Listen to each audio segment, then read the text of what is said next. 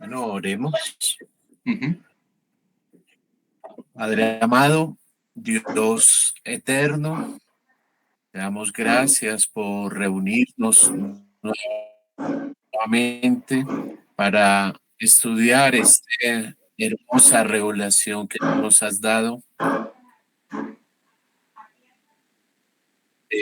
cómo tú creaste todo lo visible, lo invisible, y cómo esto nos lleva a nuestra realidad de criaturas para humillarnos ante tu presencia y poder entender que todo en tu mundo tiene un propósito para tu gloria.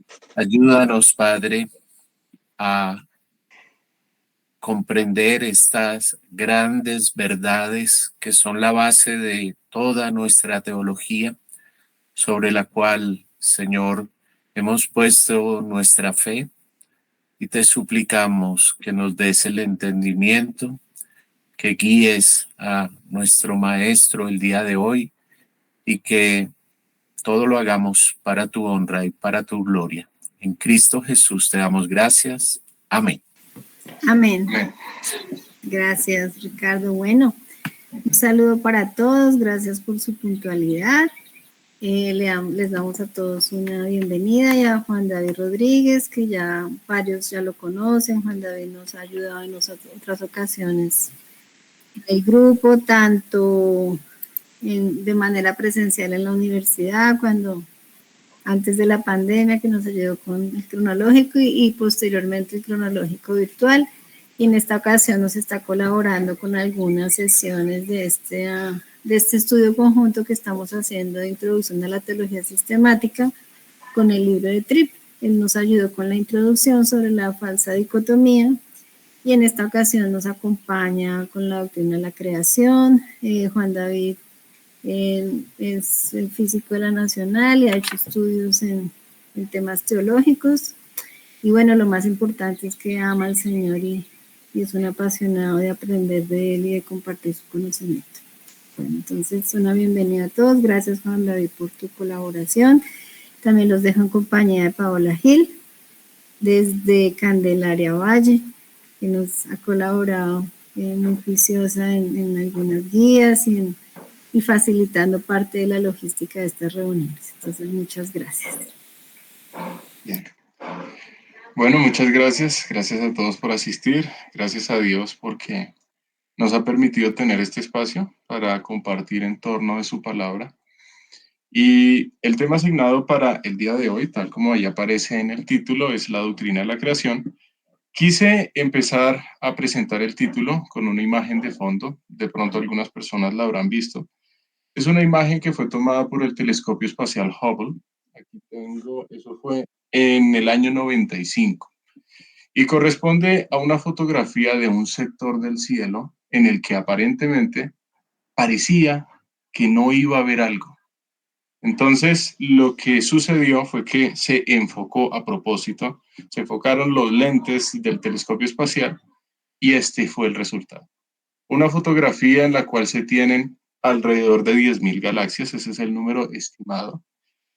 Y pues eso lo que permitió mostrarles a los astrofísicos y a los cosmólogos que estaban haciendo estudios acerca de dimensiones del universo, les dio a entender que aquello que se pensaba, pues realmente no corresponde. Y muchas veces a nosotros nos ha sucedido lo mismo. Cuando nosotros pensamos que algo en cuanto a la creación ocurre, muchas veces no es de acuerdo a lo que se descubre posteriormente. Entonces, esta es una foto bastante famosa, se llama la foto de campo profundo del telescopio espacial Hubble. Y bueno, entonces, ¿la idea cuál es? No quedarnos en la creación, sino, de acuerdo a lo que aparece en esta siguiente diapositiva, el objetivo es siempre contemplar al Creador. Porque nosotros como seres humanos podemos tener la tendencia de observar la creación, contemplar la creación, maravillarnos en la creación y quedarnos allí. Pero lo que nos muestra la Escritura es que el propósito de la creación no es quedarnos allí. Y por eso, no sé si haya alguien voluntario o voluntaria que desee leer este pasaje de Colosenses capítulo 1, versículo 16. ¿Alguien quiere leerlo? No sé. ¿Quién levantó la mano? No sé. Hola. Sí, Lady Natalie, dale. Listo, dale. Bueno, dice, porque en él fueron creadas todas las cosas, tanto en los cielos como en la tierra, visibles e invisibles, ya sean tronos o dominios, o poderes o autoridades, todo ha sido creado por él y para él. Colosenses 1:16. Listo, gracias. Bueno, buenas noches, que gracias por la charla. Y pues me acordé con la fotografía que mostraste de una fotografía de hace 4 años, en donde mostraron la primera imagen, donde se veía un agujero negro. Y yo en ese momento pensé, Dios mío, ojalá Stephen Hawking había fallecido un año antes, un añito antes. Yo dije, no, se perdió este momento. Sí, ¿listo? Efectivamente. Dime. Continúa, dale. No, ya, que gracias. No, a ti, gracias también por citar también esa otra fotografía. Incluso hay 2 fotos, una del agujero negro que se encuentra muy lejano y otro del agujero negro que se encuentra en el centro de la galaxia, de la Vía Láctea, la galaxia en la que está nuestro sistema solar, que se llama Sagitario A asterisco. Entonces se han tomado 2 fotos bastante, digamos, prominentes o famosas porque son observaciones directas de unos cuerpos que habían sido predichos por una teoría que construyó Albert Einstein, que es la teoría general de la relatividad. Entonces, lo interesante es que ya se tuvo una observación directa de la existencia de esos cuerpos. Y frente a ese punto también vamos a retomar algo más adelante que es bastante interesante e incluso nos puede servir como un punto apologético a la hora de mostrar la doctrina de la creación a personas no creyentes. Entonces, retomando aquí lo que dice esta diapositiva, pues también lo quise ilustrar como una especie de punto de partida cuyo propósito nos lleva hacia ese horizonte que está ya puesto en la imagen. Nosotros tenemos en mente que según esta epístola paulina, la epístola paulina a los Colosenses, capítulo 1, versículo 16, el contexto está hablando es acerca de Cristo. Este pronombre él hace referencia directa a Cristo, porque en él fueron creadas todas las cosas. Y si uno también mira el contexto de Colosenses 1:16, uno observa la preeminencia de Cristo, de tal manera que Cristo se muestra en su naturaleza también divina en este capítulo. ¿Qué es lo importante? Quiero recalcar esta última frase. Todo ha sido creado por medio de él y para él. El propósito de la creación no es mostrar una gloria per se, no una gloria intrínseca, porque esa gloria no existe. La gloria le pertenece a aquel que hizo la creación. De tal manera que al nosotros contemplar la creación, ¿qué debemos hacer? Contemplar el carácter del creador y no quedarnos en la creación. Sí, la creación puede ser muy bella. La creación puede mostrar mucha complejidad y cosas muy bonitas que nos llamen la atención. Pero siempre debemos tener presente que todo ha sido creado por medio de él y para él. El propósito se centra en el mismo creador. Bueno, entonces, ¿qué vamos a hacer? Es una dinámica en la que voy a hacer una pregunta. Si alguien conoce la respuesta, puede intervenir en cualquier momento con toda confianza. Voy a arrojar esta pregunta. ¿Cuál es el lugar más profundo conocido de todos los océanos del planeta Tierra? Si alguien conoce la respuesta, bienvenida a la respuesta. No sé. ¿Alguien levanta la mano? ¿O ha escuchado por allí? ¿Cuál es ese lugar más profundo? Fosa de las Marianas. Buenas noches. Buenas noches. Perdón, ¿quién habla? Frank. Hola Frank. Ay, discúlpame. Es que ahorita no estoy viendo el chat, entonces yo me excuso con las personas que participen. La voz tuya se me hacía conocida, pero no estaba seguro, entonces gracias Frank. Sí, exactamente. Queda en la fosa de las Marianas y vamos a ver cuál es el abismo en esa fosa de las Marianas. Entonces aquí puse una ilustración. La fosa de las Marianas queda en el Océano Pacífico. Queda más hacia la parte de Asia que hacia la parte de América. Entonces resulta que aquí encontramos, en inglés aquí aparece como la zanja o la fosa mariana, y si hacemos un acercamiento a esa fosa mariana, encontramos un surco en el fondo del mar, tal como aparece en esta segunda imagen superpuesta. Ese surco se encuentra cerca de la isla de Guam, que es territorio de Estados Unidos. Resulta que esta zanja tiene una extensión de más o menos unos 2.500 kilómetros, es bastante grandecita, bastante larga, pero lo interesante es que no toda la zanja tiene la misma profundidad. En particular, hay un abismo que se llama el abismo Challenger, o el que desafía, en su traducción al español, el abismo que desafía, cuya profundidad es de alrededor de 11 kilómetros. Aquí tengo la profundidad de 10.935 metros. Como para poner en perspectiva, y pues lo digo con la noticia que hace poco surgió de la tragedia ocurrida con los millonarios que murieron en el batiscafo Titán.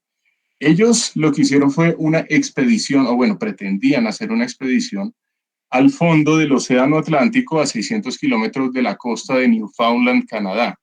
Y allí es donde se encuentran los restos del Titanic. Los restos del Titanic están a 3.800 metros, más o menos a 3.800 metros de profundidad. Entonces, aquí el abismo Challenger tiene una profundidad de casi 11.000 metros. O sea, si lo ponemos en perspectiva, es una diferencia bastante apreciable. De tal manera que si llegar a los restos del Titanic es difícil, pues mucho más difícil sería descender al abismo Challenger. La pregunta es, Oye, Juan David, una pregunta, ¿y cómo ¿sí? supieron la distancia? ¿Cómo hicieron para saber esa distancia? ¿Cuál distancia? La longitud de la fosa, perdón, de la zanja de esta, sí, de la fosa de las Marianas, o tú dices Sí, la sí, profundidad del abismo Challenger. la profundidad del abismo, la que tú dices que es de, Okay. de 11.000 metros, 11 kilómetros. Sí, 11 kilómetros. La respuesta es, bueno, eso se hace a través de unas técnicas de sonar. Entonces lo que se hace es que se generan unas ondas de tal manera que se transmiten a lo largo de todo el medio marino y se reflejan. Entonces si uno, pues bajo ciertas condiciones, uno, digamos, genera una onda y toma una estimación del tiempo que dura entre ser emitida y ser reflejada y volver a llegar al dispositivo que generó dicha onda, se puede estimar la profundidad. Ahora, hay una observación que es directa y esa observación directa se debe a que ya los seres humanos han descendido al abismo Challenger. Entonces vamos a ver cuál es la primera expedición. La primera expedición la tenemos aquí con este batiscafo.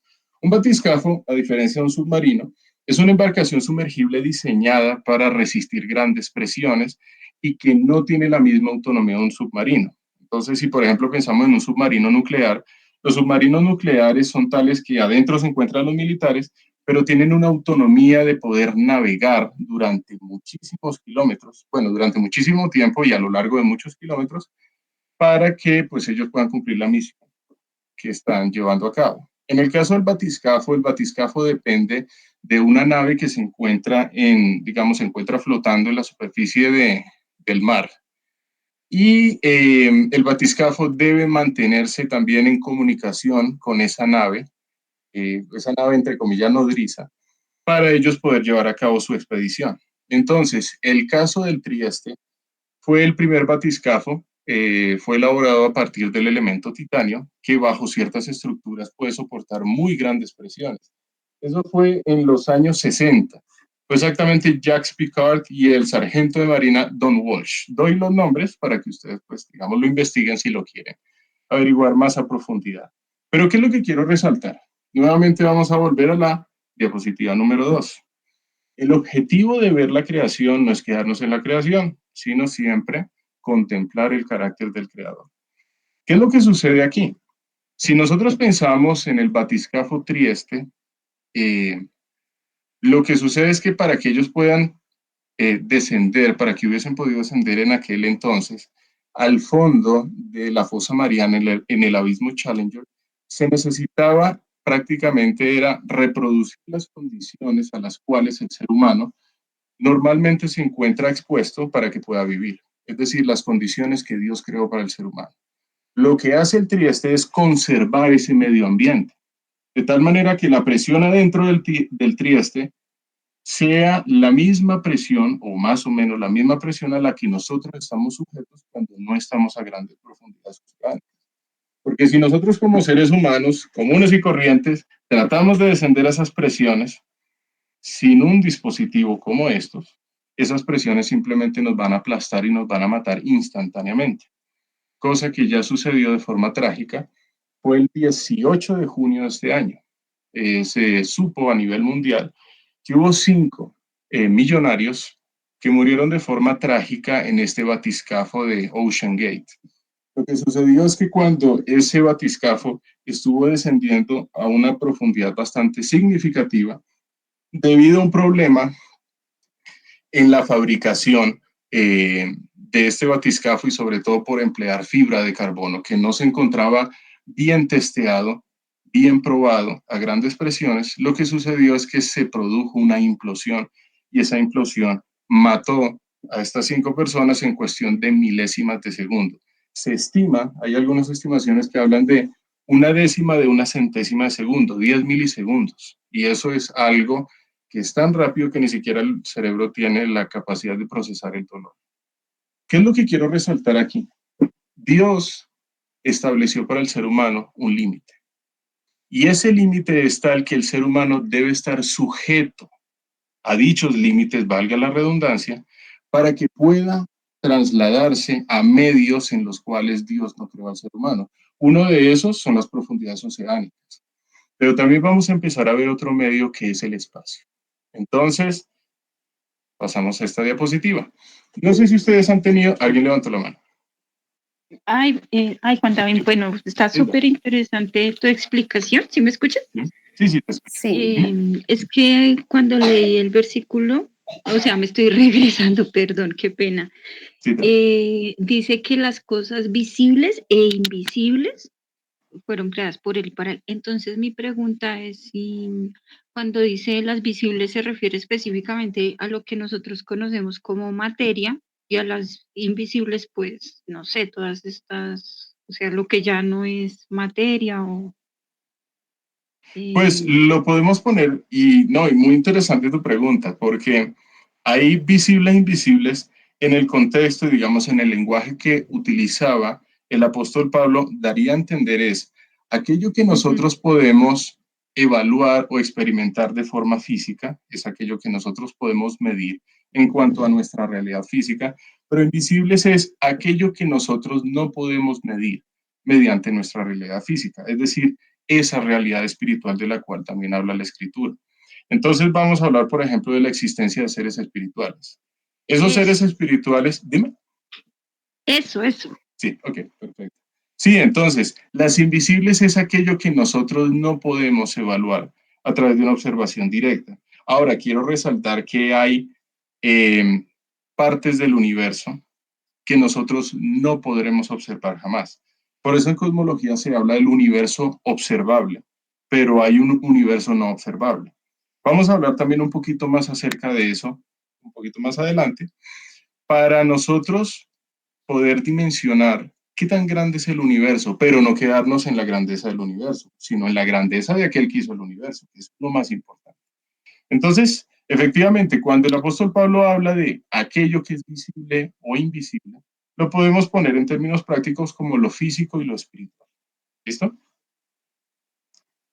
Listo, vale, muchas gracias. No, con todo gusto y gracias por tu pregunta. Entonces, no sé si ustedes han tenido la experiencia de salir a una noche estrellada. Eso se logra sobre todo lejos de centros urbanos donde hay mucha contaminación lumínica. Entonces, cuando nosotros observamos un cielo así de estrellado, podremos ver el brazo de la galaxia Vía Láctea en la que Dios puso el sistema solar, en el cual a su vez está puesta la Tierra, en donde nosotros vivimos. O bueno, la casa que Dios hizo para que nosotros pudiésemos vivir. Si nosotros salimos y vemos este cielo estrellado, les aseguro que a cualquier dirección que nosotros apuntemos, podremos sobrevivir 8 kilómetros a lo largo de esa dirección. Si sobrepasamos los 8 kilómetros, ya nosotros no podremos sobrevivir a altas, digamos a grandes altitudes atmosféricas, porque ya la presión va a ser muy bajita. Y además de eso vamos a estar expuestos a muchos peligros que hay en el espacio. ¿Por qué razón? Porque Dios puso en la Tierra un escudo frente a los rayos cósmicos y al viento solar, que son partículas provenientes del Sol que nos pueden hacer muchísimo daño, y ese escudo es el campo magnético. Si nosotros nos salimos de esa región que Dios creó para nosotros, que se encuentra aquí en la tierra, pues lo podríamos hacer, sí, pero bajo un riesgo increíble. Increíble es increíble. Porque en el espacio hay muchos peligros. ¿Por qué razón? Porque Dios hizo un lugar específico para nosotros, que es la Tierra. Si nosotros queremos ir a otros lugares del universo, es decir, por ejemplo, quiero citar el caso de las misiones Apolo en los años 60, sí, los astronautas pudieron llegar a la Luna, pero uno, corriendo un gran riesgo, y dos, tuvieron que emular las condiciones en las cuales Dios a nosotros nos creó para que ellos no fallecieran en ese viaje. Entonces, recordemos, ¿qué sucedió con Buzz Aldrin y Neil Armstrong, que fueron los dos astronautas que llegaron a la superficie de la Luna? Ya doy la palabra. Entonces, ellos tenían que descender con unos trajes presurizados. ¿Por qué razón? Porque en la Luna no hay atmósfera. En la Luna, si no hay atmósfera, no hay una presión atmosférica que evite que uno muera por falta de presión. No solamente por falta de aire, sino que la presión es necesaria para nosotros. Y además que en la Luna se encuentran unas condiciones de temperatura hostiles que a cualquier ser humano lo matarían en cuestión de muy poco tiempo si no tuviese puesto un traje especialmente diseñado para soportar esas condiciones. ¿Alguien levantó la mano? Entonces, no sé quién va a hacer la pregunta. No, escribió fue Lady Natalie, sí. Radiación solar que modifica el ADN. Sí, exactamente. Ese es el viento solar. Cuando se habla de viento solar, no es el viento que nosotros conocemos del aire que circula, sino es un conjunto de partículas provenientes de la actividad misma del Sol, que resultan ser muy dañinas para el ADN de las células. Entonces, ¿qué sucede? Si nosotros nos encontramos en el espacio, fuera de una región donde el campo magnético de la Tierra nos proteja de esa radiación proveniente del Sol, pues lo que va a suceder es que se incrementa significativamente la probabilidad de tener cáncer o se incrementa significativamente la probabilidad de que algún órgano resulte con daños. Y no solamente eso del Sol, sino de lo que se llaman los rayos cósmicos, que no provienen del Sol. Entonces, en el espacio hay muchos peligros de los cuales nosotros estamos libres porque Dios a nosotros nos hizo un hogar llamado planeta Tierra. Y si nosotros queremos salir, ¿qué tenemos que hacer? Emular esas condiciones. Entonces vamos a hacer un viaje imaginario. Y ese viaje imaginario es por el sistema solar en el cual Dios puso a la Tierra. Tenemos aquí al Sol, a Mercurio, Venus, la Tierra, Marte. No sé si ustedes han escuchado acerca de los deseos del ser humano de terraformar Marte y de viajar allá y establecer colonias allá. Vamos a ver dentro de poco que eso es una fantasía. Y vamos a dar unos argumentos de por qué es una fantasía. Por aquí está Ceres. Ceres es simplemente un asteroide que se encuentra en el cinturón de asteroides entre Marte y Júpiter. Tenemos al planeta Júpiter, a Saturno, Urano, Neptuno y bueno, Plutón, que no es un planeta, pero pues de todos modos es muy famoso. Fue un planeta, pero ya no es catalogado como un planeta. Interesante. En esta diapositiva se encuentran los cuerpos celestes más o menos en proporciones reales. Las distancias entre ellos sí no son precisas, porque la distancia entre el Sol y la Tierra es más pequeña que la distancia entre la Tierra y Júpiter, por ejemplo. Pero aquí más o menos es la misma. Lo que sí llama la atención de esta diapositiva es que la Tierra es mucho más pequeña que el Sol, y mucho más pequeña es mucho más pequeña. Venus tiene un tamaño parecido al de la Tierra, Marte es más pequeñito que la Tierra, pero Júpiter es mucho más grande que la Tierra, lo mismo que Saturno. ¿Qué es lo que sucede? Uno podría pensar, el lugar que Dios hizo para el ser humano es el lugar más grande. Eso no es cierto. Nosotros en el universo ocupamos un lugar extremadamente pequeño, pero recordemos, el universo nos apunta al carácter del Creador. Empecemos a pensar en la grandeza de aquel que hizo todo esto. Y no nos quedemos en qué tan grande es el Sol. Y sí, el Sol es grande. En el Sol cabe más de 1 millón de tierras, sí. ¿Y qué? ¿Qué es lo importante? Pensar en aquel que hizo el Sol, no en el Sol en sí mismo. Entonces, como lo dije antes, vamos a imaginarnos que nos vamos al Centro Espacial Kennedy, por allá en Estados Unidos, en la Florida, cogemos un cohete, los del grupo de estudio bíblico, y nos vamos a ir al Sol. Vamos a ver cómo nos va. Antes de eso, quiero contarles una experiencia, una anécdota. Resulta que una vez cuando estábamos celebrando un cumpleaños, mi mamá hizo una lasaña y pues la puso en una refractaria. Entonces esa refractaria a su vez fue puesta en el horno para que la lasaña se pudiera cocinar. Resulta que cuando yo abrí la puerta del horno, si es que se le puede llamar a esto, no sé cómo se le podría decir, pero bueno, apenas abrí el horno y traté de sacar esa refractaria, yo no me di cuenta que hubo un pedazo de ese guante de teflón, no, un guante de plástico que aísla, no es de teflón, sino es un guante plástico que aísla mi mano de un material que sí se encuentra caliente. Me di cuenta que había un pedazo de un dedo, que yo no alcancé a cubrir bien, porque el guante no me lo ponía, sino simplemente lo cogía desde afuera. Me pegué un quemón, pero esos quemones inolvidables, no olvidables, sino inolvidables, y más o menos el horno estaba a una temperatura de unos 300 grados centígrados. Y yo les digo, con 300 grados centígrados uno se puede quemar un quemón durísimo. Esos quemonazos que uno se tiene que echar cremas, que si uno no se los cuida bien incluso se pueden infectar. Y estoy hablando de solamente 300 grados centígrados. ¿Cuál es la temperatura de la superficie del Sol? 5.500 grados. ¿Podríamos sobrevivir allá? No hay manera. Les puedo garantizar que no hay material alguno hecho por el ser humano que pueda resistir durante un tiempo prolongado estas condiciones de temperatura. No lo hay.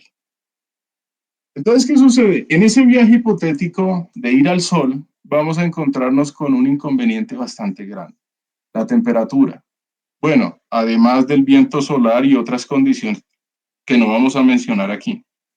Pero la temperatura sí es un inconveniente bastante grande para llegar allá, porque Dios a nosotros nos creó en un rango de temperatura preciso, de tal manera que la vida pueda existir en la Tierra, pero si nosotros nos vamos al Sol, allá no podemos vivir. Bueno, está bien, entonces saltemos del Sol y nos vamos a Mercurio. Bueno, antes de pasar a la diapositiva de Mercurio. Este es el Sol y esta es la Tierra. Esta es una imagen en la que se compara a escala real el tamaño de la Tierra con el tamaño del Sol. ¿Sí ven? Aquí está la Tierra, este puntico de color azulito pequeñito, y aquí está el Sol. Si nosotros ponemos más de 100 tierras en fila india, podríamos cubrir de un lado a otro el diámetro del Sol, o sea, de aquí hasta acá. Más o menos unas 100 tierras cabrían. Así de grande es esta estrella. Y les comento algo. Hay estrellas que se han descubierto que son miles de veces más grandes que el Sol.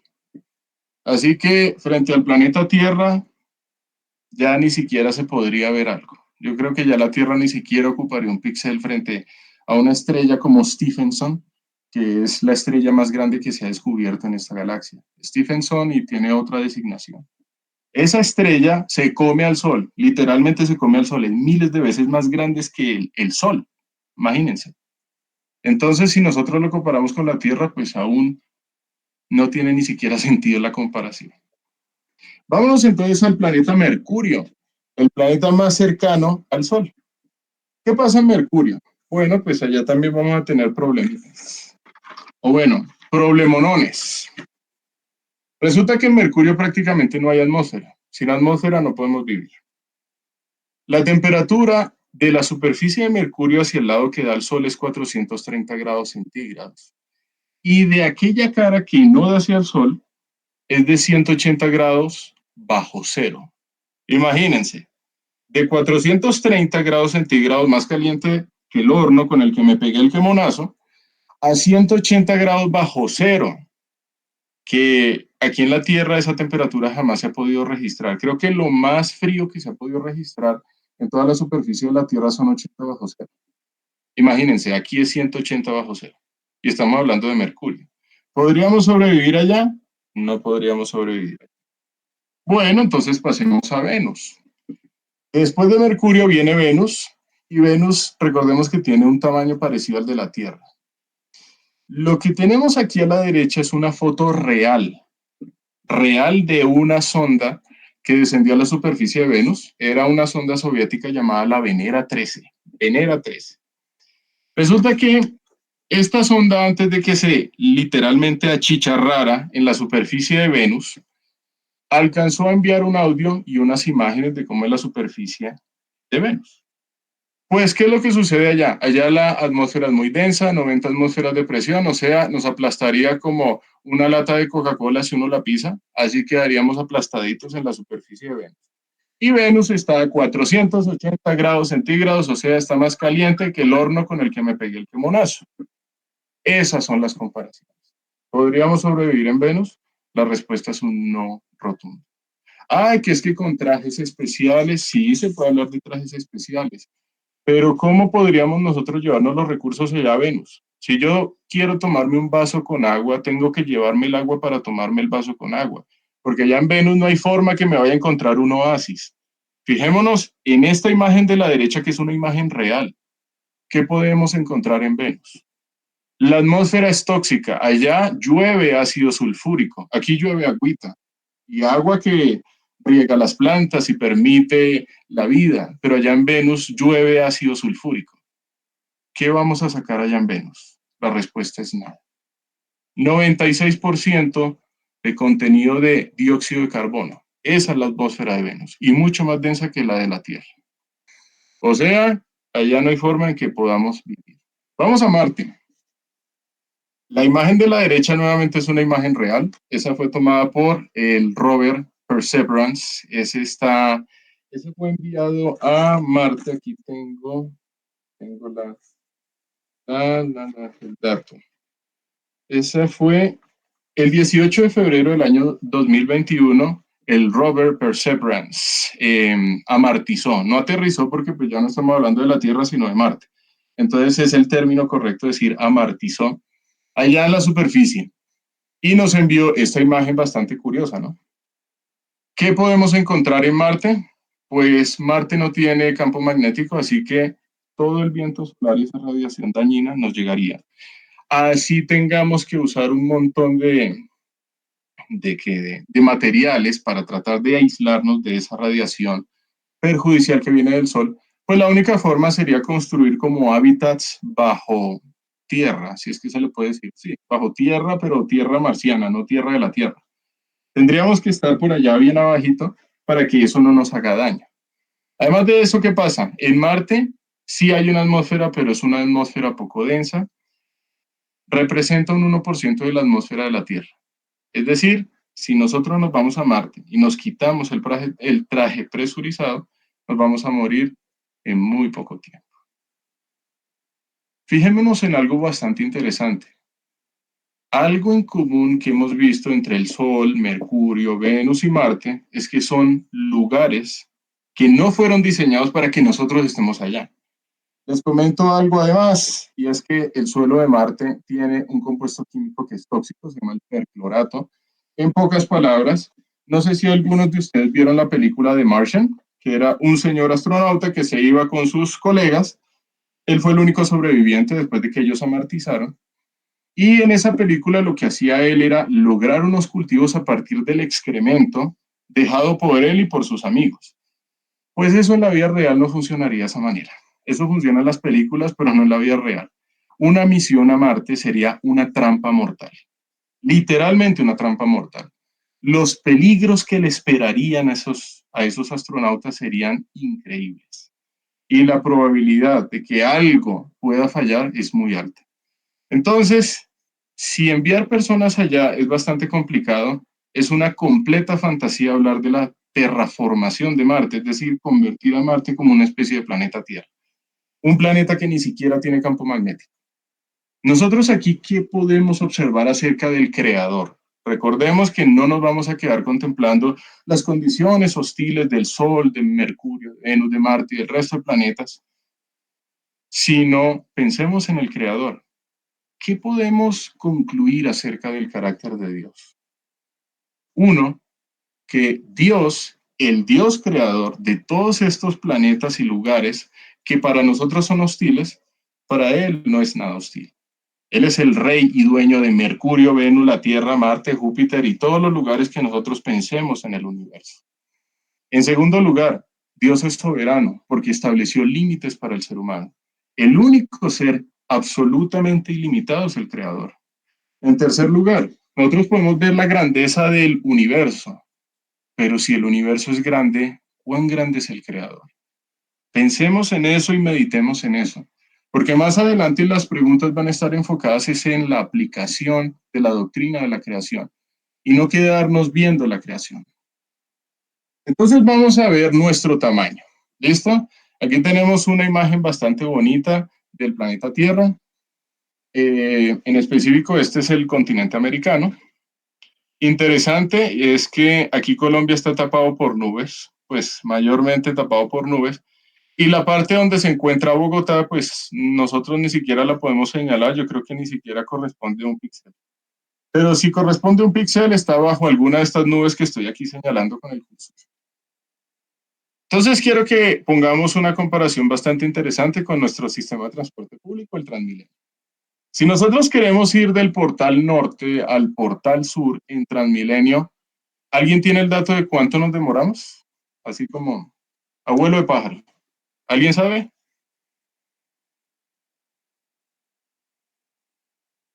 Un dato más o menos como preciso.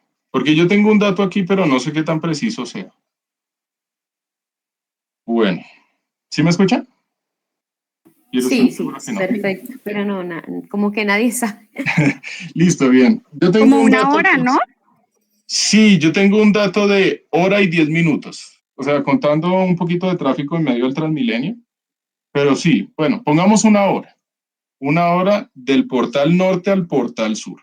Una hora para nosotros podernos desplazar en algo que si acaso es la punta de la flecha con la que estoy señalando un pedazo de una nube encima de Colombia. Nos demoramos una hora. Si nosotros cogiéramos un Transmilenio que viajara a la velocidad de la luz, eso es obviamente imposible, pero nuestra imaginación es posible. ¿Cuántas vueltas le podríamos dar a la Tierra en un solo segundo? ¿Alguien ha escuchado ese dato? La respuesta es 7 vueltas y media a la Tierra en un solo segundo. Entonces quiero que pongamos como en perspectiva la velocidad de la luz. Si nosotros nos desplazamos a la velocidad de un Transmilenio real, nos vamos a demorar una hora en recorrer algo que ni siquiera es la punta de esta flecha. Pero si nosotros nos desplazamos a la velocidad de la luz, le podríamos dar 7 vueltas y media a la Tierra en un segundo. A la Tierra en un segundo. Es bastante grande la velocidad de la luz. Y ese es el límite físico conocido hasta ahora. Se establece que en el universo nada puede ir más rápido que la velocidad de la luz. Entonces, si en un segundo yo puedo darle 7 vueltas y media a la Tierra, imaginémonos cuántas vueltas le puedo dar en una hora a la Tierra si voy a la velocidad de la luz. Un montón. Imaginémonos cuántas vueltas le puedo dar a la Tierra en un año si yo viajo a la velocidad de la luz. Si nosotros entonces cogemos esa distancia y la traducimos en kilómetros, la luz puede recorrer en un año este número que voy a poner aquí abajo, de kilómetros. Qué montón de ceros, ¿no? 9.461.000.000.000 de kilómetros en un año puede recorrer la luz. Es una distancia absurda para nosotros, ¿cierto? Sí, es absurda para nosotros, pero en el universo no es nada. Y vamos a ver por qué. Quiero que veamos el lugar de la Tierra en el universo. Si nosotros pensamos en el tamaño del sistema solar donde está puesto la Tierra, ese tamaño del sistema solar está determinado por la nube de Oort. Es una nube hipotética, todavía no se ha podido demostrar la existencia, pero pues tiene mucho sentido a la luz de lo que se conoce. Se supone que más o menos de un lado a otro de la nube de Oort, en cuyo centro está el sistema solar que nosotros conocemos, hay 3 años luz. 3 años luz. O sea, si yo viajo a la velocidad de la luz, para ir de un lado a otro me voy a demorar 3 años, claro, visto desde este sistema de referencia, no nos vamos a meter con otras cosas, pero a la velocidad de la luz o a la luz le tomaría, si nosotros la vemos, 3 años ir de un lado a otro de la nube de Oort. Y un año luz son 9.461.000.000.000 de kilómetros, uno solo. Y aquí estamos ya hablando de 3. y ni siquiera nos hemos salido del sistema solar. Entonces vamos a ver a nuestros vecinos. Si nosotros ponemos al sistema solar aquí en el centro y empezamos a ver a nuestro vecindario estelar, vamos a encontrar estrellas que están cerca del Sol. Aquí está la estrella Vega, por aquí encontramos a Fomalhaut, por aquí encontramos a otras estrellas. Bueno, nuestro vecindario tiene un tamaño de 50 años luz, si nos vamos de un lado a otro. Pero les digo, este es el vecindario y esto es ni siquiera a la vuelta de la esquina. Porque ese vecindario se centra en la punta de esta flecha. En la punta de esta flecha no está el Sol, está el vecindario que está aquí representado. Y en la punta de esta flecha está nuestro lugar en la Vía Láctea. Si nosotros queremos ir de un lado a otro en la Vía Láctea, nos tomaría 100.000 años a la velocidad de la luz, visto desde este sistema de referencia. O sea, si vemos un rayo de luz ir de un lado a otro de la galaxia, a esa luz, a ese rayo de luz, le tomaría 100.000 años. La galaxia es como grandecita, ¿no? Pues no es tan grande. Porque si ahora nosotros ponemos a la galaxia aquí en el centro, empezamos a ver los vecindarios de galaxias. Entonces, ¿qué es una galaxia? Una galaxia es como una ciudad, mientras que nuestro sistema solar es como un apartamento. La comparación del sistema solar con la galaxia sería como comparar un apartamento con una ciudad. ¿Cuántos apartamentos hay en Bogotá? Millones, les puedo asegurar. Millones. Ok. Bueno, apartamentos y casas, ¿no? Digamos, hogares. Sí, hay millones. Si nosotros pensamos entonces en la Vía Láctea, pues la Vía Láctea tiene 100.000 millones de estrellas. Y el Sol es solo una de ellas. Se tiene una estimación de 100.000 millones de estrellas. Pensemos, no perdamos de vista la grandeza del Creador. No nos quedemos en la creación. Ay, no, sí, wow, increíble nuestra Vía Láctea. No, pensemos en el Creador. Ahora, ¿qué vamos a hacer con la Vía Láctea? La ponemos aquí en el centro y vamos a pensar en nuestro vecindario. Ese vecindario tiene una comadre, una vecina, que es la galaxia Andrómeda, es un poco más grande, bueno, no, es más grande que la nuestra, pero son las dos galaxias más grandes de este vecindario de galaxias. Resulta que nuestra galaxia también tiene galaxias satélites, así como la Tierra tiene la Luna, la Vía Láctea tiene otros satélites. Y uno de esos satélites, bueno, hay dos satélites que son las nubes de Magallanes. Pero por aquí tenemos a la galaxia Andrómeda, que es como nuestra vecina. De aquí a aquí ya hay 2 millones de años luz. Y si vamos de un lado a otro, en este vecindario galáctico, ya no estoy hablando de vecindario estelar, sino galáctico, hay 16 millones de años luz. Pero les cuento, esto sigue siendo pequeño. Porque si cogemos ese grupo galáctico y lo ponemos aquí en el centro, también hace parte de un vecindario que se llama el supercúmulo de Virgo. Tiene 110 millones de años luz de un lado a otro. Pero si ese supercúmulo de Virgo lo ponemos aquí en el centro, nos encontramos con el supercúmulo de la Niaquea, 520 millones de años luz. Ya les juro que estas son distancias que a nosotros no nos caben en la cabeza. Pues también les comento algo. El supercúmulo de la Niaquea no es todo el universo. Porque el universo visible, observable, tiene alrededor de 93.000 millones de años luz. Un solo año luz son prácticamente 10 billones de kilómetros y el universo visible tiene 93.000 millones y cada uno tiene 10 billones, o sea, una cosa que ya se nos salió de la cabeza. ¿Alguien levantó la mano? Sí, Erika Calderón. ¿Sí? ¿También? Hola, buenas, buenas noches a todos. Soy el hijo de mi mamá y quiero preguntar, o sea, algo. Sí. Con relación a esto. Es que yo estaba pensando aquí, mientras tú decías toda la grandeza del universo, y yo estaba pensando, pues, si el universo es tan grande, ¿no nos podría caber la idea de los universos paralelos? Ah, ok, buen punto. Y muchas gracias por tu pregunta. Dime, ¿cuál es tu nombre? Gabriel. Listo. Bueno, Gabriel, muchas gracias y muy interesante tu pregunta porque el tema de los universos paralelos es que, en primer lugar, los universos paralelos son una hipótesis. Eso es algo que no se ha podido comprobar y yo soy de los partidarios que nunca se podrá comprobar la existencia de esos universos paralelos. La existencia de universos paralelos es de una forma de interpretar una rama de la física que se llama la física cuántica, o sea, la física de lo muy pequeño. En eso no nos vamos a meter hoy. Entonces, lo que supone esa rama es que si en un universo ocurre el resultado A, en otro universo tiene que ocurrir el resultado B, porque B es el opuesto a A, supuestamente.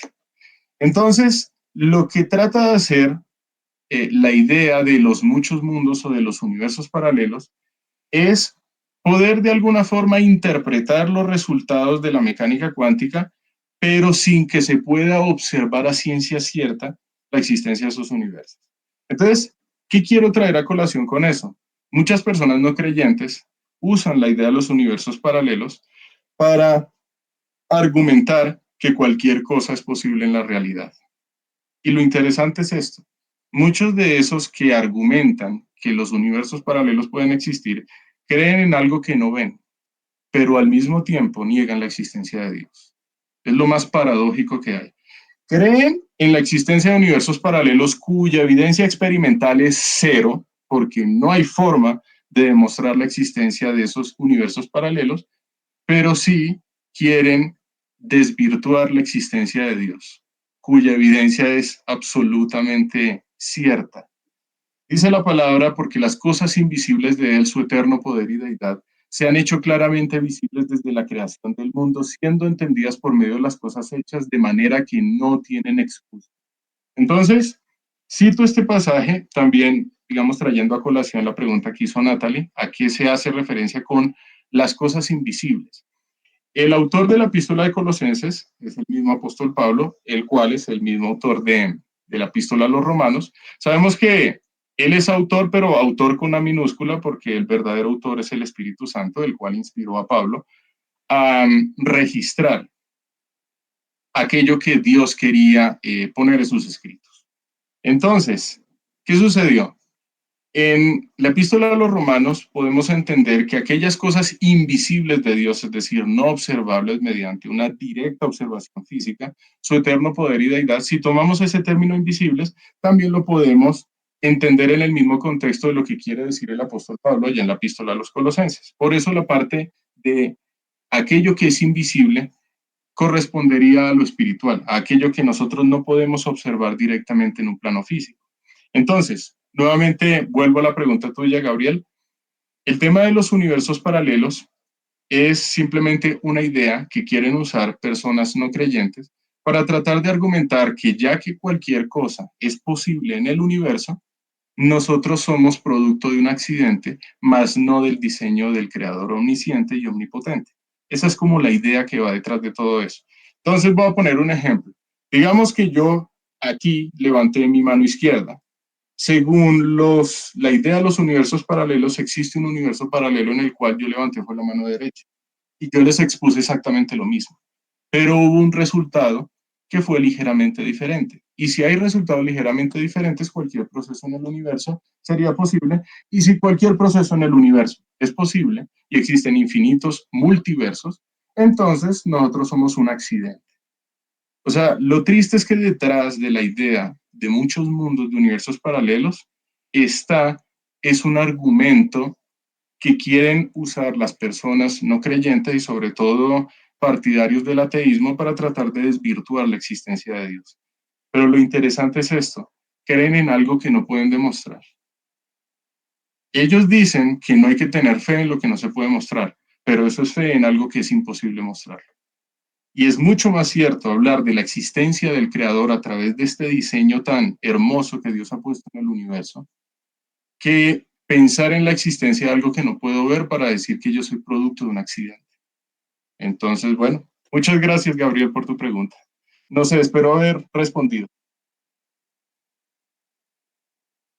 ¿Sí muchas gracias.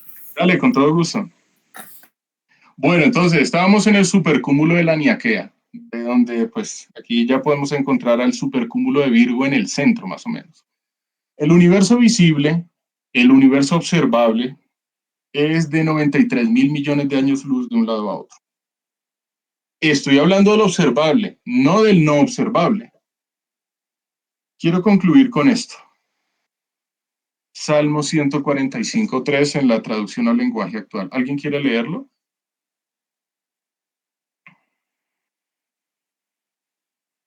Yo te ayudo. Sí, dale. ¿Qué implica? Salmo 145:3. Grande eres, nuestro Dios, y mereces nuestras alabanzas. Tanta es tu grandeza que no podemos comprenderla. Muchas gracias. Salmo 145:3, traducción al lenguaje actual, lo que dice es que la grandeza de Dios es tan grande que no podemos entender qué tan grande es. Yo sé que suena extraño este concepto. Lo quiero traer a colación también en otra versión, en la versión Reina Valera. Dice que su grandeza es inescrutable. Pensemos en elecciones políticas. Una de las reglas aquí en este grupo es no hablar acerca de política, y no voy a hablar acerca de ningún partido político, sino de cómo es que se lleva a cabo el proceso electoral. En el proceso electoral se habla de escrutar, es decir, contar el número de votos que le corresponden a cada uno de los candidatos, ¿cierto? Dice aquí en la versión Reina Valera que la grandeza de Dios es inescrutable, no hay forma de contarla, no hay forma de medirla. Y dice la traducción al lenguaje actual que la grandeza de Dios no la podemos comprender. Así que cuando nosotros decimos que Dios es grande, estamos afirmando que Dios es tan grande que no podemos entender lo grande que es. Su grandeza escapa a nuestra capacidad de comprensión. Si nosotros estamos viendo ahorita las escalas en el universo que son absurdamente grandes, es algo que se nos sale de la cabeza, ¿cuánto más el Creador, que no tiene escalas, porque Dios no es medible? Dios es trascendente. A Dios no se le puede hacer un experimento para decir, ahí estás tú, porque Dios es santo, el Kadosh, el apartado existencialmente de ser algo creado, y por lo tanto no hay experimento que dé cuenta de su existencia de forma directa. Pero a través de la creación no podemos tener excusa para decir que Él no existe, porque la creación grita el hecho de que existe este Dios omnipotente, omnisciente, que es soberano y que hizo todas estas cosas, cuya grandeza no podemos comprender. Ese es el Dios nuestro. Ese es el Dios del cual hablan las Escrituras. Por eso es que la doctrina de la creación es tan importante, porque nosotros a través de esta doctrina de la creación entendemos quién es nuestro creador. Esto nos da dignidad, nos da identidad, nos da un propósito de existencia. Si nosotros somos un accidente del universo, nuestra existencia no tiene sentido. Ningún sentido. Aun si uno trata de definir la existencia en términos de uno mismo, eso jamás tendrá sentido porque no escaparemos de ser un accidente. Pero sabemos que eso no es cierto. La palabra dice, Salmo 14:1, dice el necio en su corazón, no hay Dios. Decir que Dios no existe es un acto de necedad, no es un acto de racionalidad. Porque lo más razonable, lo más plausible y lo más evidente es que este creador existe y que este diseñador está mostrando cuán grande es a través de aquello que hizo. Entonces, sigamos con Génesis 1:1. En el principio creó Dios los cielos y la tierra, versión Reina Valera. Hay una frase que se suele usar en teología que es, bueno, no frase, expresión, corrijo. Frase no, lo borro y digo, ex nihilo es una expresión que significa literalmente de la nada. Cuando nosotros decimos que Dios creó de la nada los cielos y la tierra, no quiere decir que la nada produjo algo, porque eso es lo que quieren argumentar las personas que pretenden desvirtuar la existencia de Dios. Lo que queremos decir es que Dios no usó algo para crear los cielos y la tierra, sino que Dios es omnipotente y es tan poderoso que no necesita algo para que el universo con estas escalas tan absurdas exista. ¿Qué podemos concluir acerca de Génesis 1:1, acerca de la creación? Su omnipotencia, su grandeza, su unicidad. No estoy hablando obviamente, estoy hablando del Dios Trino, pero digo unicidad en cuanto a que no hay otro Dios creador. ¿Qué podemos ver además de eso de Dios? podemos ver su autoridad, podemos ver su omnisciencia y podemos dar un recorrido completo sobre todos los atributos de Dios, viendo aquello que Dios hizo. Qué hermoso, ¿no? Continuemos. ¿Qué implicaciones trae Génesis 1:1? Hubo un principio, esto lo tomé del libro de Todos somos teólogos de Sproul. Entonces, ustedes también pueden hacer una revisión del capítulo de la creación. 1, hubo un principio. 2, Dios es creador. Y 3, hay una creación. Ay, pues es que es muy obvio que hay una creación. No es tan obvio. Hay personas que afirman que la creación es simplemente una realidad ficticia o que es simplemente un holograma. Hay posturas filosóficas que dicen que nuestra realidad no es objetiva en su existencia, sino que es algo subjetivo, que depende de nosotros. Pero lo que nos muestra desde el principio la Escritura es que la creación tiene una realidad de existencia objetiva, que existe este Dios creador y que además hubo un principio. Es decir, que lo que existe como creación no ha existido desde siempre, sino que el único que ha estado siempre es el Dios creador. Entonces cito otra frase que aparece en el libro de Tripp. Esto nos proporciona identidad y dignidad.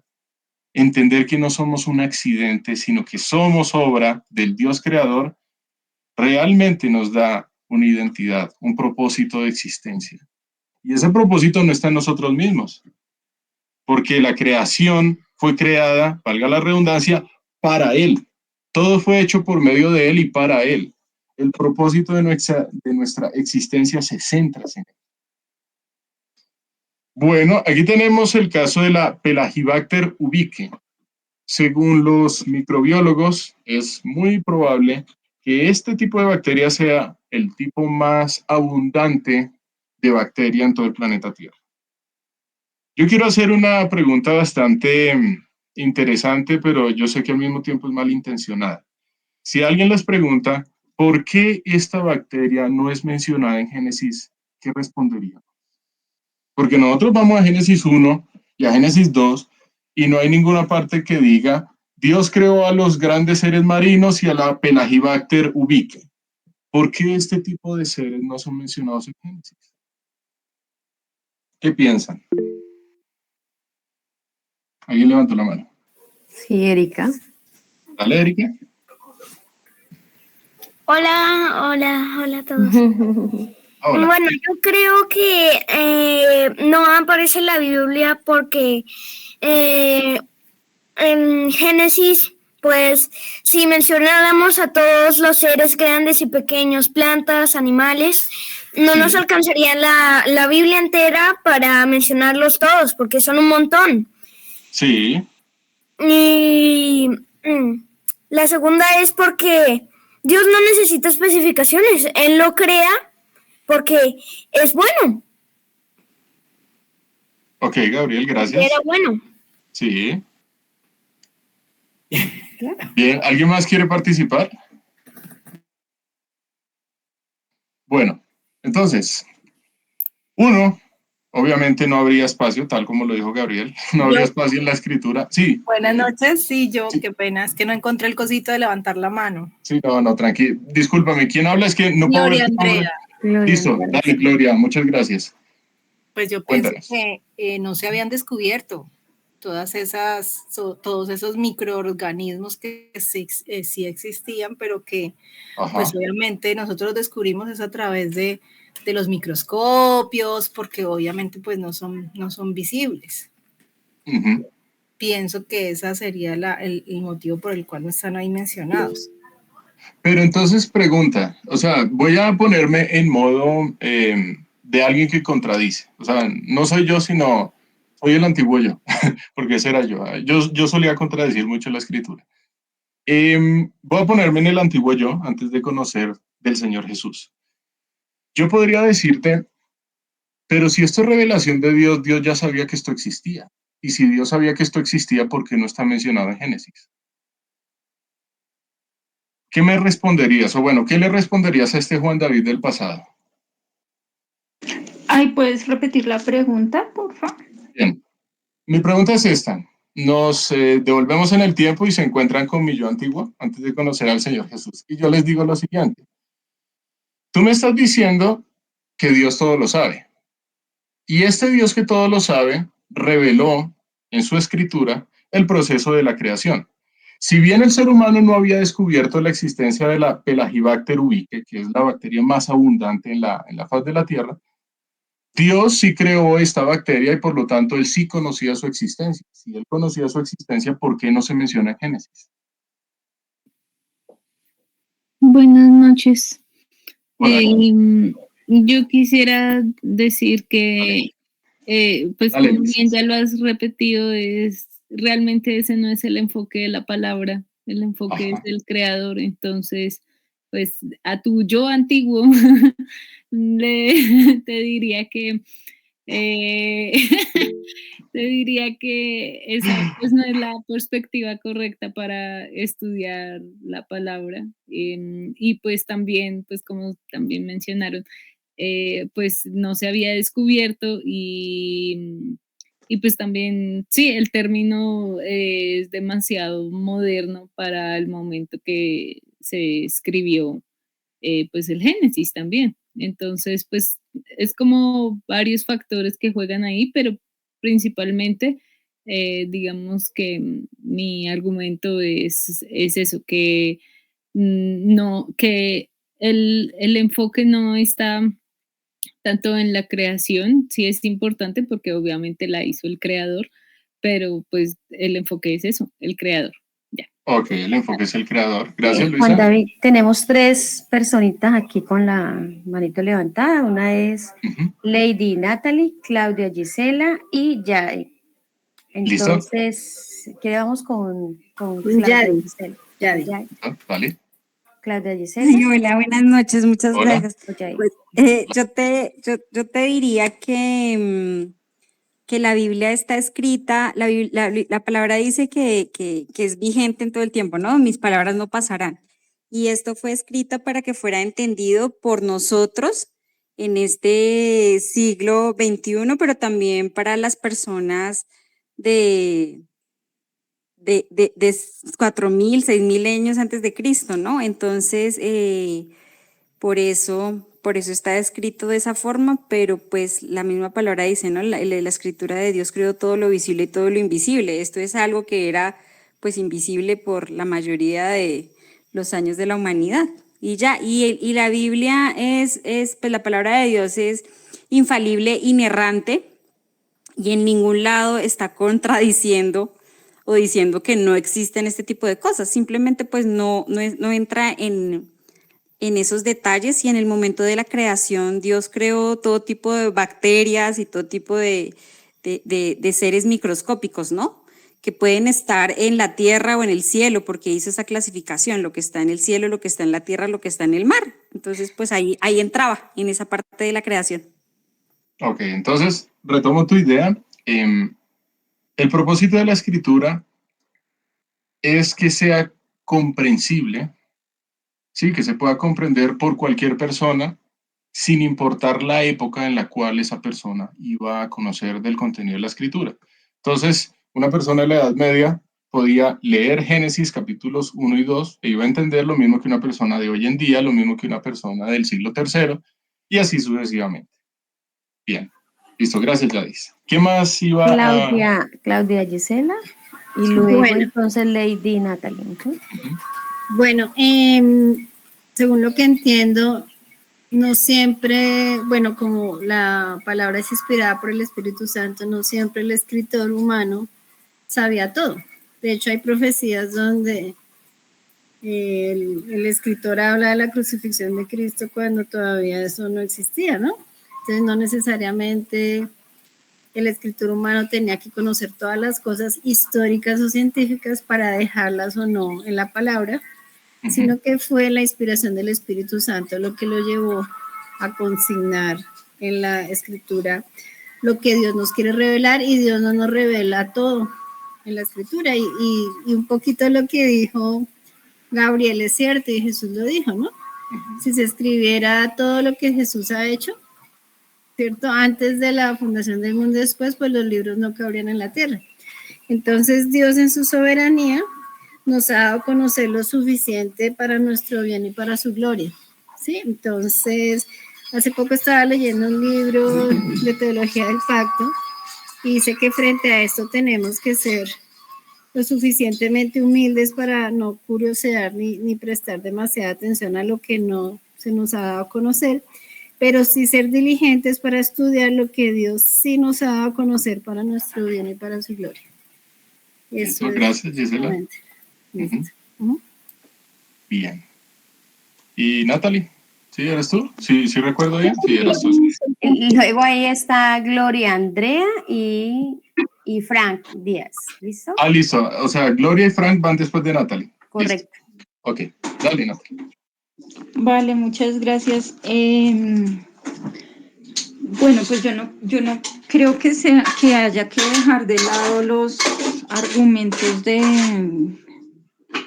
que refutan, porque pues de todas maneras, ¿cómo lo digo? O sea, a través de la historia, digamos, la Iglesia Católica persiguió a Galileo y casi le quita la vida.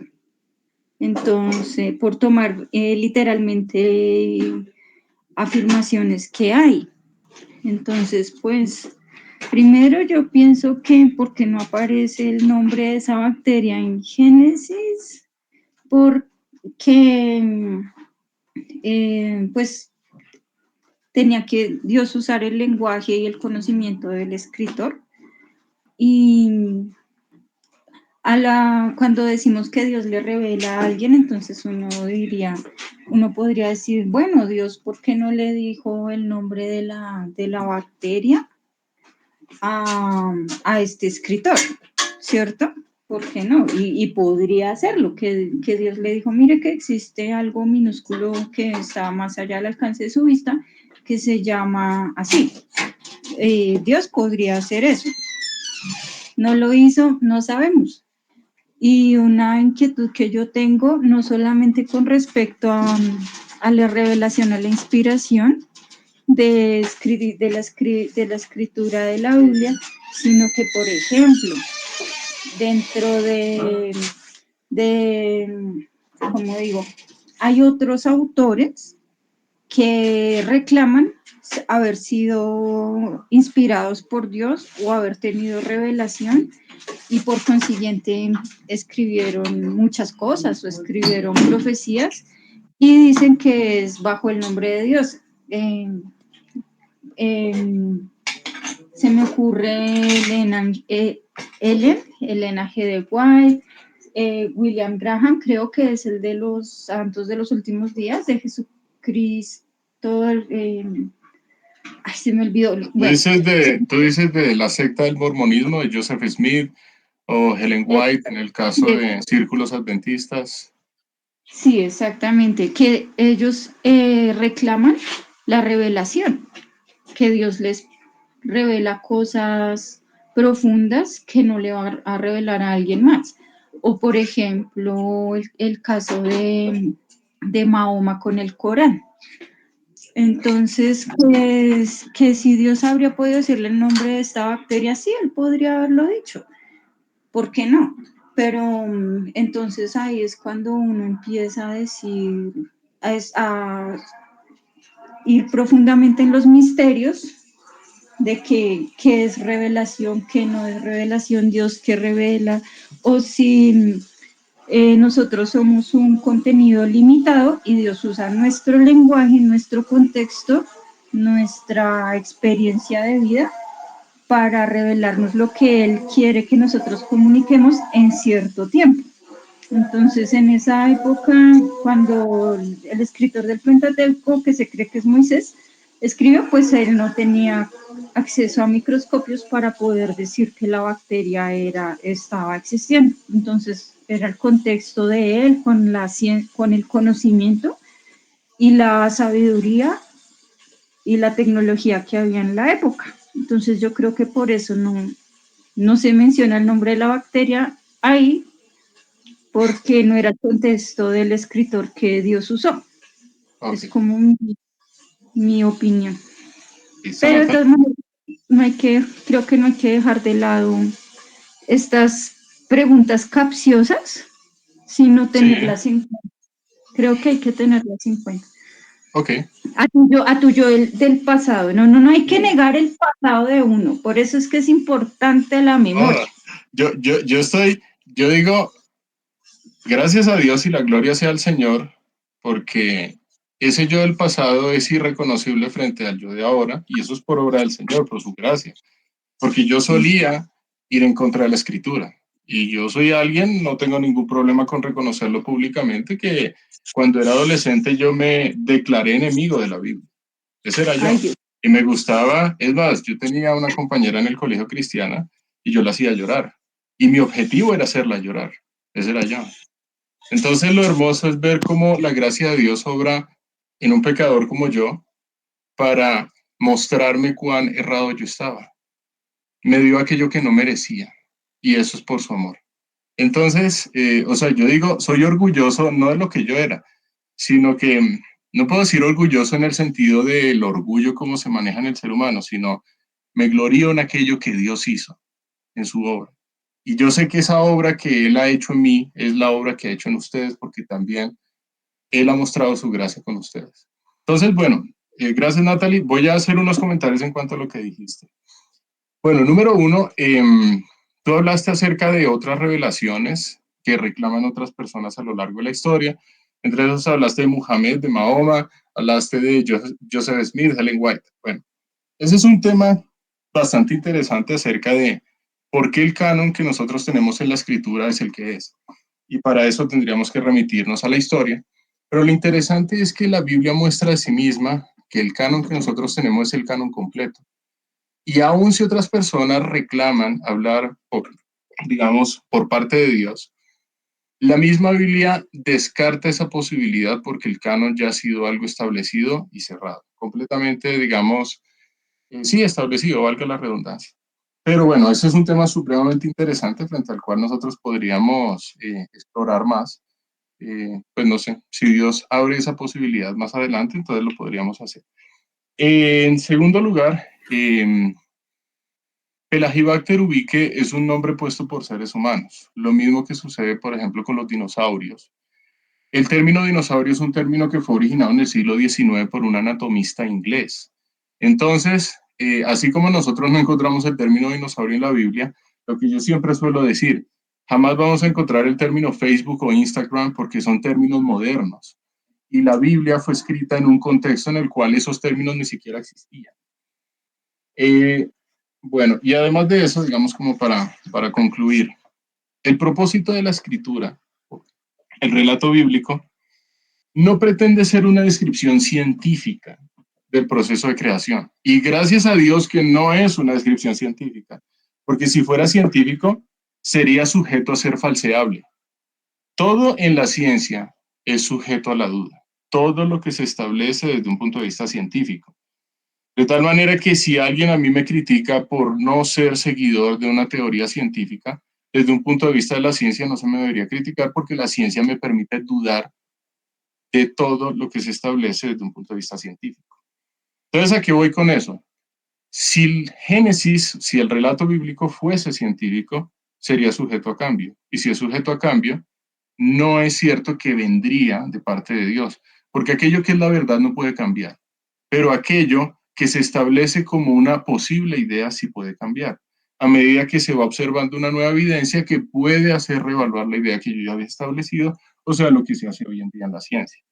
Entonces, el relato científico, gracias a Dios, el relato bíblico, gracias a Dios, no es científico ni jamás será científico, porque sus palabras son las correctas. Aquello que el Espíritu Santo quiso plasmar en las personas que escribieron la escritura es lo correcto y no está sujeto a cambio. Los mandatos que Dios dio son los mismos ayer, hoy y siempre. El evangelio es único y ese evangelio no ha de cambiarse de ninguna manera. El evangelio tal como está mostrado en la escritura, el evangelio que es por gracia, por medio de la fe, la salvación que Dios dio, es aquello que la escritura establece y no está sujeto a cambio. Entonces, pues quería como traer a colación esos comentarios. Gracias, Natalie. ¿Quién más sigue? Frank, ¿cierto? Sí, Gloria, Gloria Andrea Ruales, Ricardo, Frank y Ricardo. Listo, entonces Gloria, Frank y Ricardo. Dale, Gloria, por favor.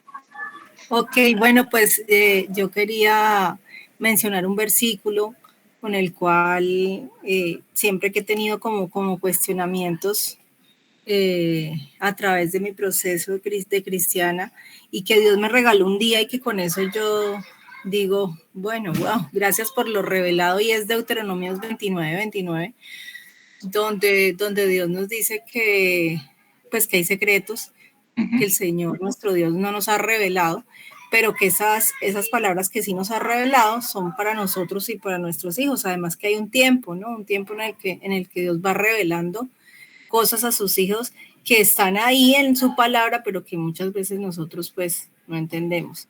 Y con respecto a lo que decía, pues que no se habían descubierto este tipo de bacterias, era pues porque no habían los medios para hacerlas, o sea, estaban creadas, pero no las habíamos pues, y lo que tú dices, no se le habían puesto ese tipo de nombres porque todavía no eran pues no visibles, no se podían ver. Entonces, descansar en que las cosas que Dios nos ha revelado, y hoy seguir orando para que Dios nos siga revelando cosas, no es que sea nuevo, porque si es nuevo, pues no es bíblico, porque ya lo que está escrito, está escrito. Entonces, entender qué son las cosas que Dios nos quiere revelar en el tiempo en el cual nos las quiere revelar. Ese era mi aporte. Listo, gracias, Gloria. Frank.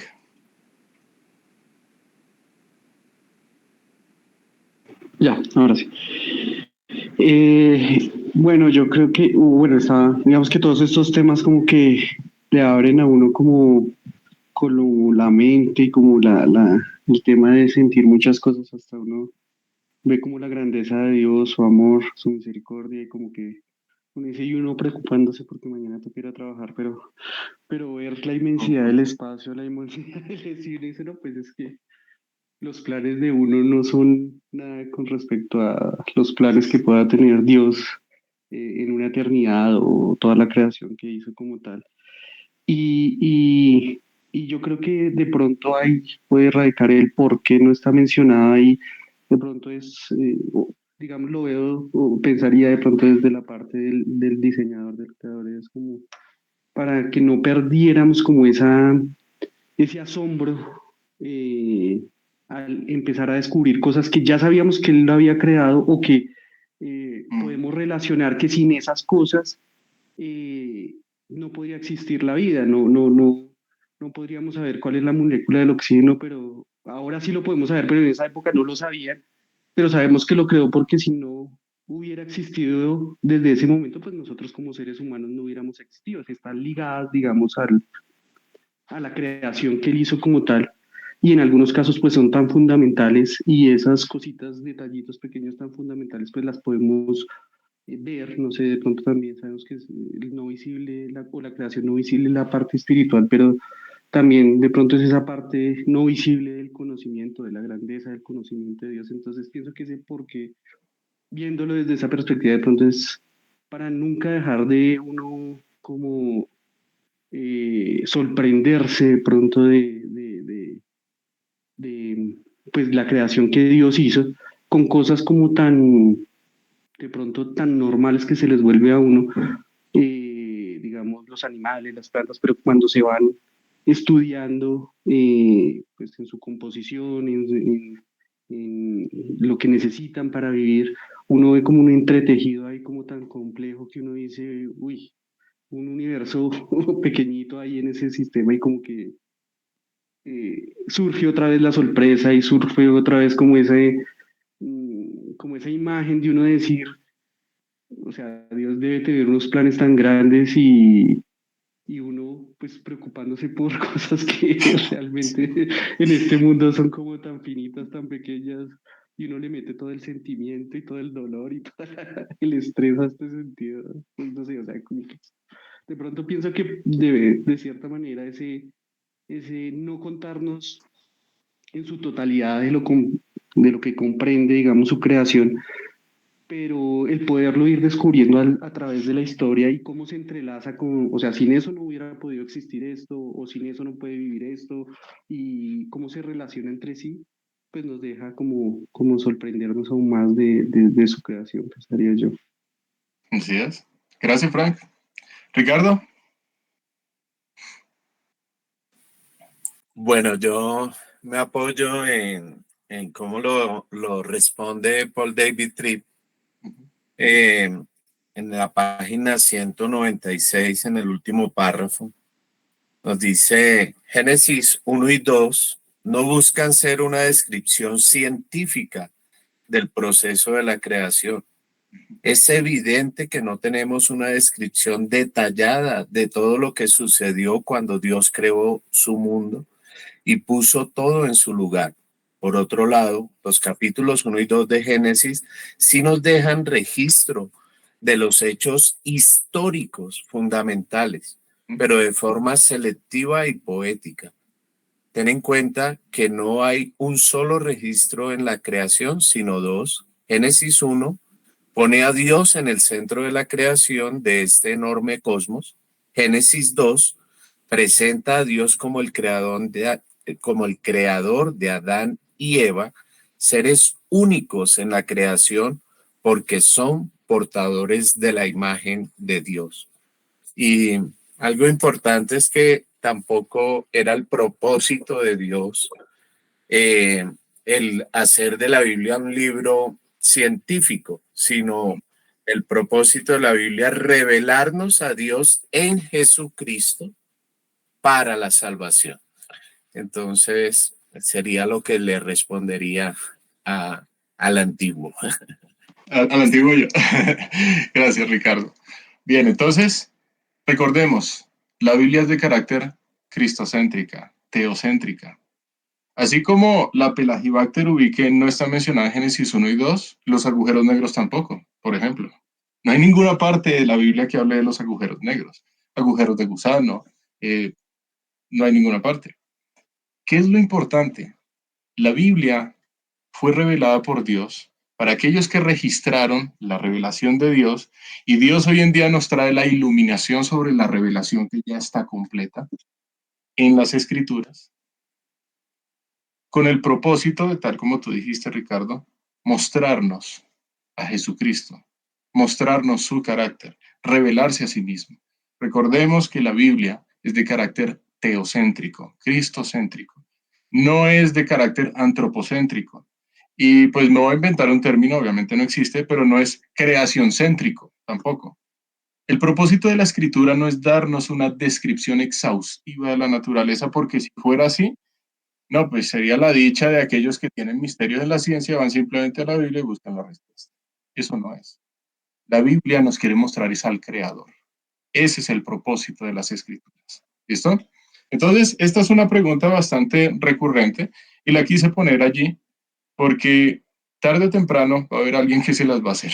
Yo se la hice a una persona creyente, y si ustedes tienen la oportunidad de compartir el evangelio con personas no creyentes, tarde o temprano, si es que no lo han vivido ya, porque es probable que ya lo hayan vivido, pero tarde o temprano se van a encontrar con alguien que les va a decir esto. Aplicación. Entonces, ya esta última parte va a ser netamente expositiva, va a tomar unos cuantos minutos y terminamos. Propósito. Entonces, aquí en esta imagen encontramos una de las pinturas más famosas, La Última Cena, pintada por Leonardo da Vinci. Cuando Leonardo da Vinci tenía en mente pintar este lienzo de todos, digamos, la escena bíblica, él no lo hizo sin propósito. Su propósito era reflejar una escena de carácter bíblico, que no fue reflejada con la precisión histórica, porque pues la mesa realmente no era así lineal, sino era más o menos en forma de U en el contexto judío, y las personas de mayor importancia se hacían hacia el lado izquierdo, no se hacían hacia el centro. Sí, es decir, se podría, digamos, hacer una crítica a carácter histórico, pero ese no era el punto al que quería ir Leonardo da Vinci. Leonardo da Vinci quería ilustrar una escena bíblica. Lo triste, y hago aquí un paréntesis muy pequeño, es que hay personas que pretenden también socavar el contenido de las escrituras a partir de una burda interpretación de lo que se puede ver en esta pintura, para tratar de decir que los evangelios que están en la escritura no son los verdaderos, sino aquellos que son los apócrifos. Es simplemente hacer una investigación histórica seria para darse cuenta que todo lo que dicen las personas, por ejemplo, con este tema del priorato de Sion, con esta película del Código Da Vinci, es pura fantasía que no corresponde en absoluto con la historia. La historia sí está registrada en los evangelios, y lo que aparece en los evangelios apócrifos de aparición tardía son registros muy imprecisos y además modificados por la filosofía gnóstica. Entonces, cierro el paréntesis allí por si acaso ustedes también se encuentran con una persona que les haga mención de eso. ¿Qué quiero ilustrar con esta pintura de Leonardo da Vinci? Así como Leonardo da Vinci tenía un propósito en mente al pintar este cuadro, Dios tuvo un propósito al hacer la creación. La doctrina de la creación nos enseña que nosotros no buscamos un propósito en nosotros, sino en nuestro creador. Cito ahí, por eso abro comillas, a Paul David Tripp. Nuestro propósito de existencia no está en nosotros mismos, está en aquel que nos hizo. El propósito de la existencia del Sol no es el Sol en sí mismo. El propósito de la existencia de los agujeros negros no es el agujero negro en sí mismo, de cada uno de los átomos del universo, de la Pelagibacter ubiqui, de lo que sea. Está en el Creador. Y eso es lo que nosotros jamás debemos perder de vista. Cuando veamos un pájaro hermoso en un árbol, debemos gozarnos en ver ese pájaro, sí, darle gracias a Dios porque lo podemos ver, sí, pero siempre pensar en aquel que hizo el pájaro. Propiedad. Aquí aparece también el postre más famoso. Estuve buscando la lista de los postres más famosos en el planeta. Vi que el postre más famoso es la crème brûlée. Espero haberlo pronunciado bien porque yo de francés no sé nada. Crème brûlée es un postre francés, sí. ¿Qué es lo que sucede? Si alguien hace una excelente crème brûlée en su casa y recibe un invitado a su casa, si ese invitado quiere probar de ese postre, ¿qué tiene que hacer con el que hizo el postre? Pedirle permiso. El hecho de que Dios haya creado todo lo que existe lo constituye automáticamente en dueño y señor de todo lo que existe, aun de nosotros mismos. Entonces, quiero citar con relación al concepto de propiedad, Salmo 24:1. Dice, de Jehová es la tierra y su plenitud, el mundo y los que en él habitan, porque él la fundó sobre los mares y la firmó sobre los ríos. El salmista en el Salmo 24:1 está haciendo referencia de aquello que está en la tierra, pero sabemos que ese principio se extiende a todo aquello que está en el universo, porque dice Génesis 1:1 que en el principio creó Dios los cielos, el universo y la tierra. Así que Dios es el dueño y señor de todo cuanto existe, porque Dios es el creador de todo cuanto existe. Es importante tener siempre presente este concepto de propiedad, porque cualquier cosa que nosotros tengamos, entre comillas, de nosotros, realmente es de Dios. Nuestro cuerpo, que hoy en día está, por ejemplo, muy de moda en el feminismo, que la mujer diga que su cuerpo es suyo, pues eso es falso. Su cuerpo es de Dios. Así como es el cuerpo del varón, le pertenece a Dios. Todo cuerpo le pertenece a Dios. De tal manera que nosotros no podemos de ninguna forma disponer sobre un cuerpo aún en su estado embrionario. Porque aquí lo que establece la Escritura es que Dios es el dueño y señor de todo ser que existe, que ha existido y que existirá. Autoridad. Lo quise ilustrar con un perrito sujeto por traílla ahí con una pareja. Ellos van caminando a la orilla del mar y pues el perrito, ¿qué tiene que hacer? Ir con ellos. Fijémonos en la autoridad que están reflejando este par de amos con su perrito. Ellos llevan al perrito donde ellos se dirigen y el perrito, así quiera tomar una trayectoria distinta, tiene que ir junto con estos amos. El hecho de que Dios sea el dueño de todo aquello que existe porque Dios lo creó, también lo constituye en Señor. Es decir, su autoridad es sobre todo aquello que existe. Quiero aquí traer a colación un pasaje de 2 de Crónicas, capítulo 20, versículo 6. El contexto nos indica que es el rey Josafat quien está hablando. Y el rey Josafat, que es uno de los reyes que reinó sobre el reino de Judá, dice así, y dijo, oh Señor, Dios de nuestros padres, ¿no eres tú Dios en los cielos, sino gobiernas tú sobre todos los reinos de las naciones? En tu mano hay poder y fortaleza, y no hay quien pueda resistirte. Esto corresponde a una oración que hizo Josafat debido a que amonitas y moabitas quisieron hacerle guerra. Aunque estas dos naciones pretendieron hacerle guerra, naciones descendientes de Lot, amonitas y moabitas, lo que reconocía Josafat era la autoridad suprema de Dios, aún sobre naciones paganas, aún sobre los incrédulos. Y ese es un principio que nosotros podemos hoy en día aplicar. Como decía Frank, ¿cuánta confianza nosotros podemos tener en nuestro Dios? ¿Y cuánta deberíamos tener en la praxis de la vida cristiana? En el hecho de que Él es el dueño, rey, señor, es el Dios tan grande que no podemos entender lo grande que es. Y uno preocupado y estresado por cosas que simplemente son temporales, por cosas que se van a acabar, que no tienen un impacto a nivel eterno. Ay, no, que es que hay algo en el trabajo que no me salió. Eso es algo que a mí también me pega duro, porque yo soy alguien que se afana mucho con las cosas, digamos, con las responsabilidades que tengo. ¿Cómo podemos nosotros vivir en la vida diaria la autoridad de Dios? El hecho de que Él es el que gobierna absolutamente todo. Su soberanía no es parcial, no es medio sujeta a lo que haga el ser humano, es absoluta sobre todo aquello que existe. Fijémonos, dice ahí la parte final de esta oración de Josafat: no hay quien pueda resistirte. Muy interesante esa expresión. Adoración. Entonces aquí quise poner en esta imagen a 3 de los 24 ancianos que aparecen descritos en el libro de Apocalipsis capítulo 4. Entonces, en el versículo 11 encontramos esta expresión por parte de los 24 ancianos. No me voy a meter con el tema de qué son los 24 ancianos, eso compete en la teología sistemática, la rama de la escatología, no nos vamos a meter en escatología en este momento. ¿Quiénes son? No vamos a responder a esa pregunta, pero aquí tenemos 3 de los 24, reconociendo y adorando, digamos, reconociendo la autoridad del Señor y adorándolo. Dice así: Señor, eres digno de recibir honra, gloria y virtud, porque tú creaste todas las cosas. Me fascina que aquí los 24 ancianos están dando el motivo, la razón detrás de esta gloria, honra y virtud que están reconociendo del Señor.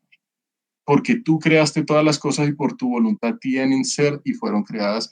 Lo tomé de la versión de la Biblia del Jubileo. Entonces, Apocalipsis capítulo 4, versículo 11. Fijémonos que la doctrina de la creación es sumamente importante, porque nos establece el fundamento sobre el cual podemos entender los atributos de Dios y por lo tanto podemos vivir una vida de adoración, de reconocimiento de todo aquello que Dios es. Humillación. Aquí también quise con esta escena, bueno, no escena, no, imagen, ilustrar lo que está escrito en Génesis capítulo 3, cuando el hombre y la mujer, ya en ese momento la mujer sí era Eva, porque recordemos que la mujer pasó a llamarse Eva posterior a la caída. Entonces, Adán y Eva fueron expulsados del paraíso y había un querubín que no les permitía acercarse al árbol de vida. Entonces, ¿qué fue lo que sucedió? Pues ellos fueron puestos en su lugar. La doctrina de la creación me recuerda que no soy protagonista de todo cuanto existe. El mundo no gira en torno de lo que yo hago. Es más, aquello que yo haga en obediencia al Señor, cualquier ministerio que tenga, ya sea servicio en la iglesia, ya sea predicación, ya sea evangelístico, sea lo que sea, giras en torno del propósito del Señor, en torno a Él, no en torno a mí. Entonces, tengamos esto siempre presente. No somos protagonistas de nada. El único protagonista aquí es el que todo lo hizo. Es el que merece ser reconocido en todo cuanto existe. Y finalmente quiero dejar esta reflexión. Ya que Dios es el creador, ¿cuál es su propósito para mi esposo o esposa? Lo digo para las personas que están casadas. ¿Mis bienes materiales? Bueno, pensemos en las cosas que tenemos. Mis hijos, para aquellos que tienen hijos. Mi capacidad de pensar. Mis emociones. Mi cuerpo. ¿Realmente es mi cuerpo? Pues es suyo. Mi capacidad de comunicarme, mis relaciones, mis dotes naturales, mi etnia, mi género, que por cierto son 2 únicamente, en correspondencia directa con el sexo, el resto son ideologías antibíblicas, mi casa, mi iglesia, mis recursos económicos, mi sexualidad, mi espiritualidad, el mundo físico que me rodea y mí llenen el espacio en blanco. Pero me gustó algo muy interesante que puso Paul David Tripp en la parte de aplicación de este principio de la doctrina de la creación. Él usó el pronombre posesivo, mí. Fijémonos que aquí cualquier mí realmente no es un verdadero mí, porque todo aquello que está enlistado le pertenece a Dios. Si hay alguien casado, el esposo o la esposa de esa persona casada le pertenece a Dios. Los bienes materiales le pertenecen a Dios. Los hijos no son de los padres, en última son del Creador. Y el Creador lo que hace es permitirles a los padres el privilegio de poderlos criar. Y si es una persona creyente, que es lo ideal, esa persona va a poderle impartir el conocimiento de Dios. La capacidad de pensar, ay no, es que hay gente muy dotada. Sí, ¿y quién le dio esa capacidad? Einstein no se hizo a sí mismo, Newton tampoco. Fue Dios quien les dio esa capacidad. Mis emociones. Nosotros no podríamos sentir nada si Dios no me da esa capacidad de sentir algo. Mi cuerpo. Ah, no, es que yo soy dueño de mi cuerpo. Eso es más falso para dónde. El único dueño de mi cuerpo es Dios. La mujer no es dueña de su cuerpo. El varón no es dueño de su cuerpo. De tal manera que no se puede disponer sobre un cuerpo en estado embrionario, y pues ya lo sabemos por esa ideología hoy en día que se quiere propagar en cuanto a promover el aborto, que es algo completamente antibíblico. La capacidad de comunicación. ¿Quién fue el que le dio lengua al hombre? Y eso fue una pregunta que le hizo el Señor a Moisés. En un momento en que Moisés estaba dudando de su capacidad de ir a ser líder en medio de la comunidad de los israelitas cuando estaban allá esclavos en Egipto. Mis relaciones, o sea, cualquier mí que se nos pase por la cabeza realmente es porque todo le pertenece a Dios. Entonces, con estas preguntas, pretendo ya terminar la presentación de hoy y como siempre, muchísimas gracias por asistir. Te voy a dejar de presentar. Sí. ¿Listo? ¿Erika? Sí. Sí, Erika levantó la mano. Sí, buenas noches, ¿cómo están? Mi nombre es Edwin Linares, yo soy el esposo de Erika, estamos todos aquí en familia. Sí, disculpa, Edwin, dijiste, ¿te escuché bien el nombre? Edwin Linares, sí. Dale, Edwin, gracias. Sí. Yo quería cerrar un poco como esta charla con un versículo y dando como una pequeña introducción al mismo. Se encuentra en Isaías 40:22, perdón. Lo voy a leer en Reina Valera. Y dice así: Él está sentado sobre el círculo de la tierra, cuyos moradores son como langostas. Él extiende los cielos como una cortina, los despliega como una tienda para morar. A ver, ¿a qué me refiero? Nosotros, o el hombre, y voy a referirme a una frase que escuché de Sproul, y es que lo finito no puede contener a lo infinito. De ninguna de sus, ni en pensamiento ni en ninguna de sus partes lo puede contener.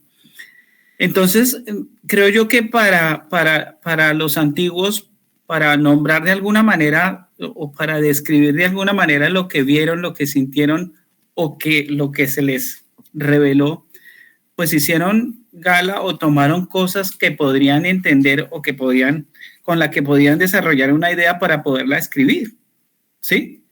Y decir que Dios es infinito, pues la verdad es que solo de pensarlo, la descripción suena como un poco ridícula porque no podría yo describir el infinito, ¿sí? Entonces, ellos tomaron palabras que de alguna manera fueran grandes, gigantes, una cosa que fuera extraordinaria, ¿sí? Y, por ejemplo, está sentado sobre el círculo de la tierra, pues lo que pretende mostrar es que es una cosa maravillosa, Dios es todopoderoso, ¿sí? Que puede sentarse sobre el círculo de la tierra, ¿sí? Y eso era todo lo que podría él describir para ilustrar la grandeza de Dios. O sea, no pudieron describirla de forma diferente porque tampoco les alcanzaba, ¿sí?, el conocimiento para describirle, ¿sí? Y decían que los moradores son como langostas porque realmente nosotros terminamos siendo, con relación a Dios, menos que eso siquiera. Pero al punto donde voy es que realmente la Biblia escribe en un lenguaje que en esa época pudo ser entendible o pudo ser, digamos, interpretado por ellos de manera fácil, ¿sí? Es más, si lo hubiéramos escrito ahorita, pues muy seguramente utilizaríamos otros términos más modernos o X, lo que sea, pero en últimas, inclusive con la tecnología que hay, no podemos llegar a determinar qué es el infinito, ¿sí? Por eso nombramos todo y seguimos nombrando todo en forma de la N, porque Dios es omnipotente, omnipresente, pero no sabemos qué es omnipotente ni omnipresente, o sea, que está en todos los lugares, pero realmente qué es eso, no lo sabemos. Que todo lo puede, pues ¿qué es todo? ¿Sí? En últimas queda, todavía hasta hoy, queda con esas descripciones que son indescriptibles, pero que realmente nos dicen y nos hablan de lo incomprensible que puede ser Dios para nosotros, y lo que comprendemos es porque fue revelado de Él, y lo que comprendemos es por lo que Él nos lo revela y que podemos comprender sobre lo que es Él y sobre los atributos que tiene, hasta donde podemos comprender. Por eso es que no nos revela más. Sí. Gracias, Edwin. Bueno. ¿Alguien más quiere participar? Ya. Bueno, entonces, como siempre, muchas gracias por todas las contribuciones. Todas son bienvenidas. Y bueno, si Dios lo permite, dentro de 15 días es la próxima sesión. ¿Listo? Muchísimas gracias. Muchas gracias. Juan David, ¿quieres despedir en oración para que cerremos? Bueno, listo. Una pregunta, ¿queda grabada la charla? Sí, Natalie, está grabando. Vale, gracias. Listo. Señor, muchas gracias, porque este conocimiento tan grande es algo del cual nos has hecho partícipes a través de la revelación que tenemos en tu palabra. Señor, si tú no te das a conocer por nuestros propios medios, jamás te hubiésemos podido conocer, ni por nuestra razón, ni por la ciencia. Gracias, Señor, porque nos muestras en tu palabra algo tan sencillo, tan claro y tan profundo, como que tú creaste todo lo que existe. El único creador eres tú, y el único digno de gloria, de honra eres tú. Yo te pido que esto que nosotros podemos conocer acerca de ti, que esto que es tan grande para nuestra cabeza, pero de lo cual de cierta forma podemos vislumbrar, lo podamos aplicar a nuestra vida diaria. Señor, es muy hermoso saber que eres grande, pero ¿por qué muchas veces nosotros no vivimos tu grandeza cuando tenemos un problema en el trabajo, en la familia, un problema personal? Yo te pido que todo esto que hemos visto acerca de la doctrina de la creación pueda ser aplicado en nuestras vidas. Y tal como la doctrina de la creación nos muestra que la creación no fue hecha para sí misma, esta enseñanza sea para darte la gloria con la vida que tú nos has dado. Podemos decir nuestra vida o podemos decir mi vida, pero realmente es tuya.